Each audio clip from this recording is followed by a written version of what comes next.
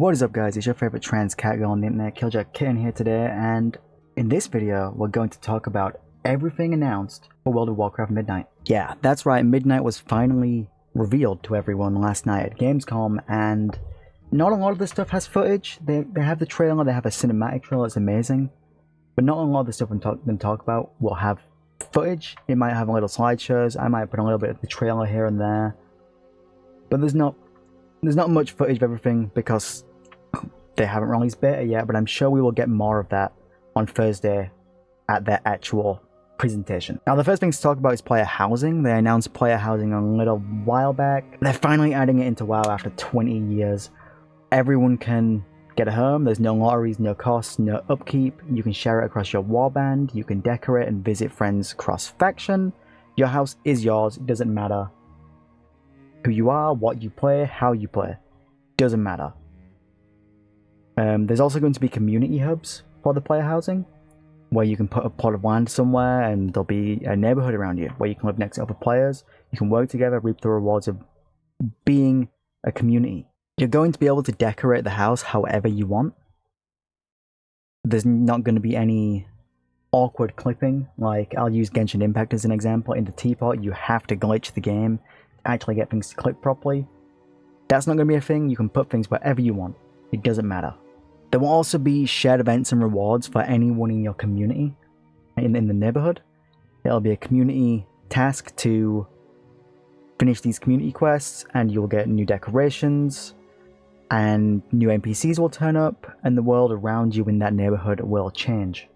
How player housing is going to work is you will start with a basic one-floor house, and then unlock the ability to add more rooms and floors as the neighborhood expands. Player housing should be available as part of early access, or even like it will get its own early access in 11.2.7, I believe, maybe 11.2.5. We don't really have a date for it yet, but it should be around there.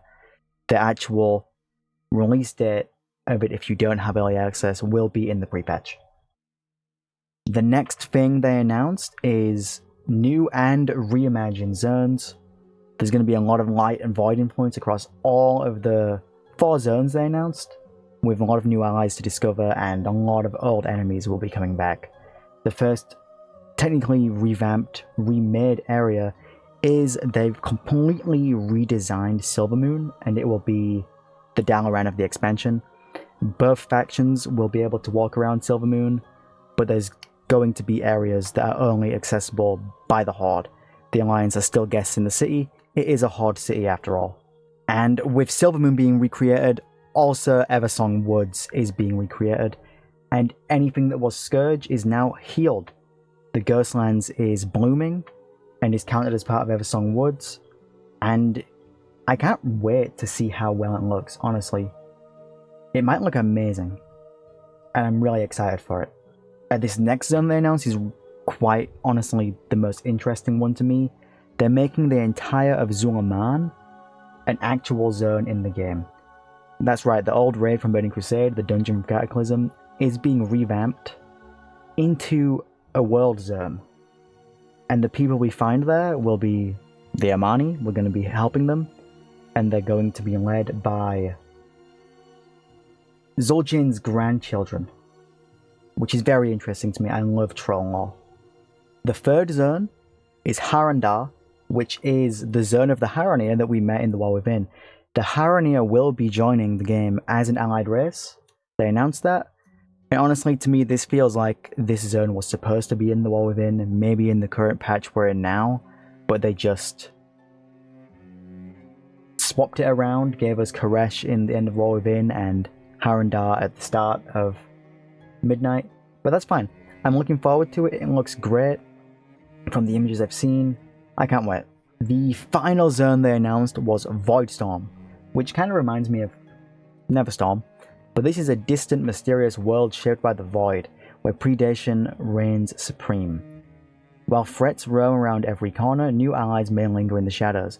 It's basically Xal'atath's headquarters. That's what will be there, and honestly, sounds cool as fuck. Other new features they announced include the prayer system, where you can sign up to pursue powerful targets across Azeroth and beyond, and they will hunt you.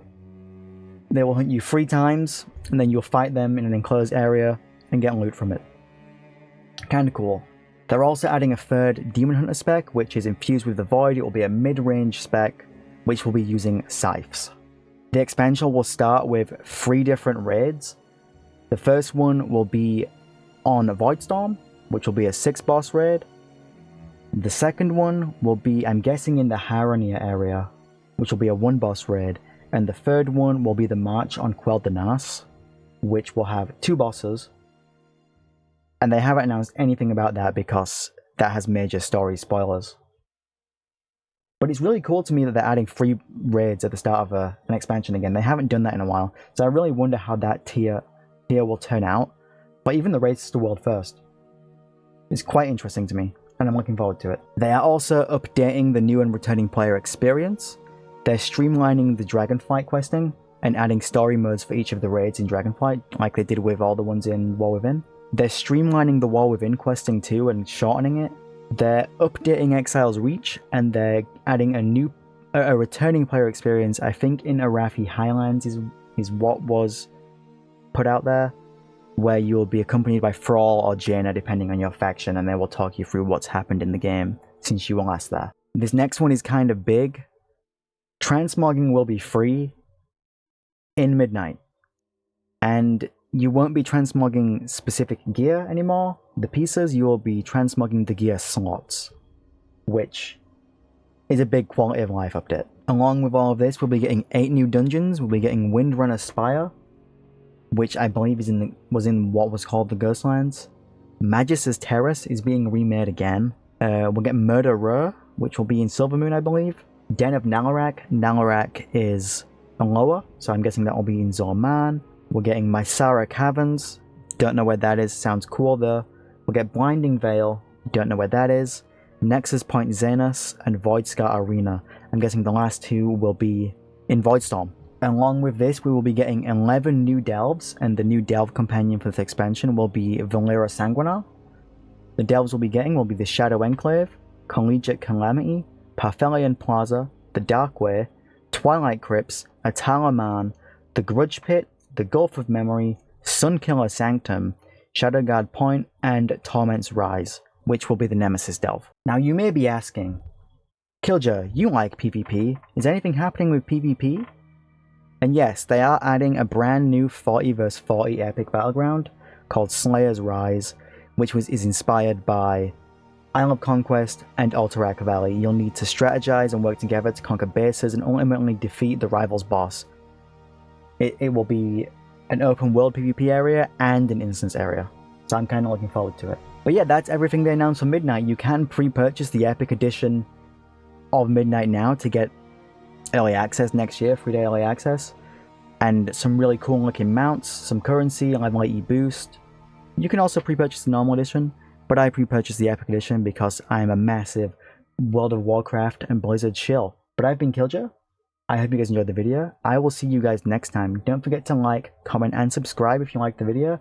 I'll be doing a lot more World of Warcraft content for Midnight in the future, especially with the beta rolling up, because I have access because of the pre-purchase. I'll see you guys later. Peace. Mwah. Oh, and one last thing.